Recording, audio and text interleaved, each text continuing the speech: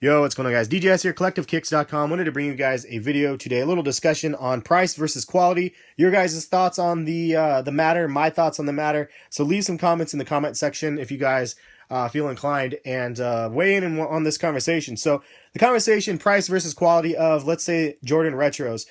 There's a break point in price and there's a break point in quality that prevents you, the consumer, from buying the pair of sneakers.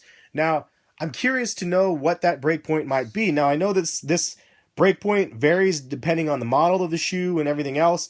But if you have a shoe that has, like the Band 1s, amazing quality leather on the, look at the leather quality on these Band 1s. Absolutely amazing quality. There's the big red X. Let's see, box price on these, if I can grab this real quick and see. $125. So box price on those were $125. This is a steal nowadays. $125 for a pair of Jordan 1s. And to have the premium quality. People would probably pay $200 retail for that quality of Jordan 1. I'm only saying that because there is a price and quality breakpoint on that model. This shoe is worth every penny of $125 to the average consumer.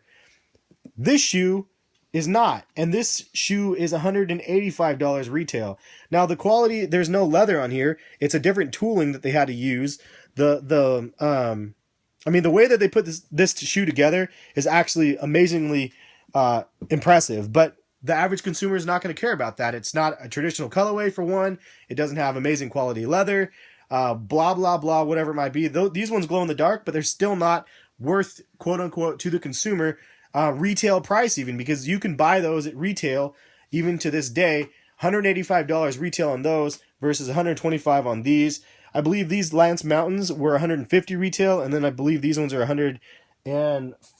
I want to say, correct me if I'm wrong in the comment section. But so you can see the varying price points of 4 different Air Jordan 1 models. Now, the price versus quality thing is something that, I mean, these two models are a prime example. You have the high price of $185 for a Jordan 1 and the low price of $125.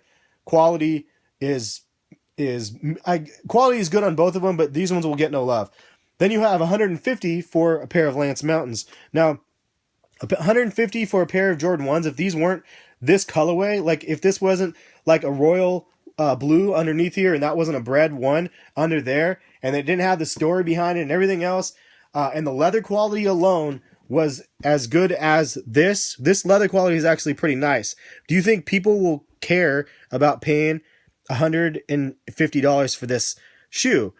I mean, it's a tough thing to argue, because I know that you guys are aware of the resale values and current market values of the shoes, but think outside of that box on to actual like colors and sneakers that you like, and the quality and the price point on them. Like, so these, you can tell, have much different quality leather on these than, say, these ones. I mean, look at the premiumness of these. And then you look at that. The difference is drastic, but these ones were $125 and these ones were $140. So is this a break point, $140 on those? I mean, at some point, the price and the quality has to, you have to feel like you're getting a bargain for whatever price you're paying for the quality that you're getting. At the same time, Jordan Brand has to make X amount of profit for the shoes. Now, I think that it's fair to say that I just want to say, like, as a consumer, a mass consumer of Jordan Brand sneakers, I would hope that the quality would stay premium and the price would fluctuate a little bit lower. $190 for a pair of Jordan 4 Retros is a lot of money. We'll see what happens. The Columbia 4 is sat on shelves. It's still in shelves across some states in the U.S. For sure, and I know that some UK sites still have them for sale. I'm curious to see what the Oreos are going to do. I have a feeling the Oreos will sell out because it's just a better colorway, in my opinion, with the black upper and kind of the cement. But point being, the price point being as high as it is, it's going to be a lot harder to move like pseudo mediocre colorways, ones that are highly sought after. And because of that, that price versus quality issue is there. The quality is better than it has been in the past, but even though the quality is better, does not mean that it will sell because the price point is too high. This is another shoe I just wanted to show you for quality wise. I mean, I bragged about this one a while ago because of the quality. It has band quality leather on these things, and they're $135 for these Tiempos.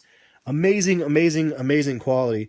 And people, you can get these around retail, if not cheaper now. At first, there was some hype around them, and then it dropped off. But the quality of these are absolutely bonkers. So it's just one of those shoes that I think that, I mean, it's similar to like a Dunk Low.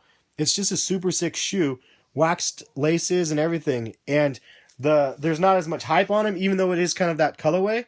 But maybe because they made too many of them, and that's the other factor that's really, really kind of critical, is how many they produce, and that's a number that they don't disclose with us. So it makes it really, really hard to determine whether a shoe is selling well or not, because we don't know how many pairs are made for the most part. Sometimes we get a general idea.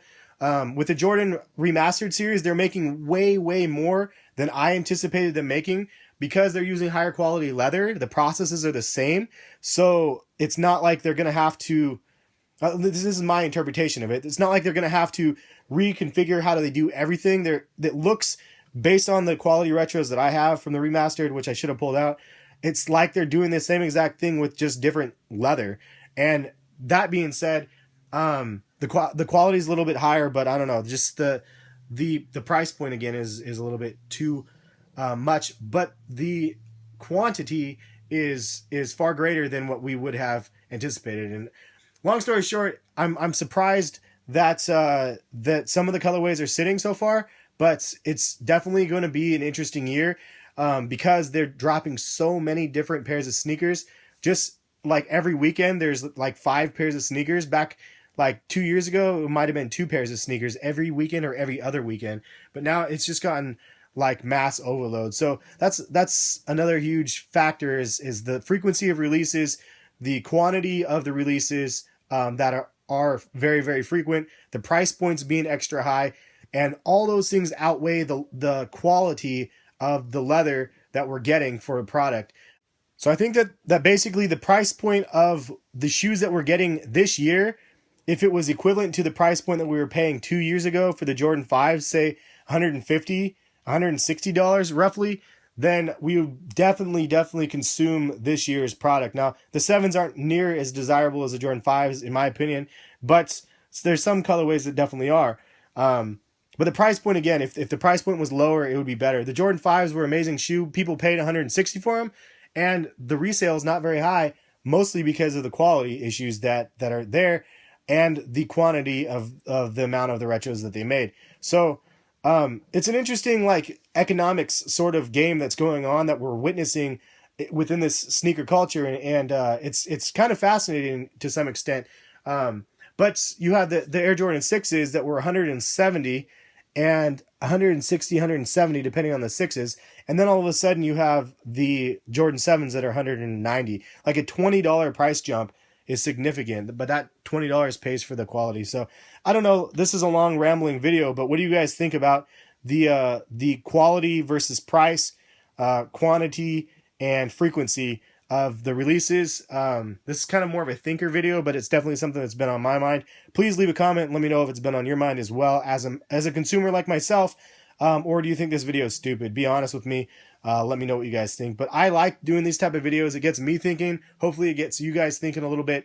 And it's sometimes people say they're leather and rubber, but it is more than that. There's a whole like economy around it. So it's definitely something that's more than what it appears. Anyway, hopefully you guys liked the video. If you did, give it a thumbs up. And thank you for watching. We will catch you guys for some more videos soon. Peace, guys.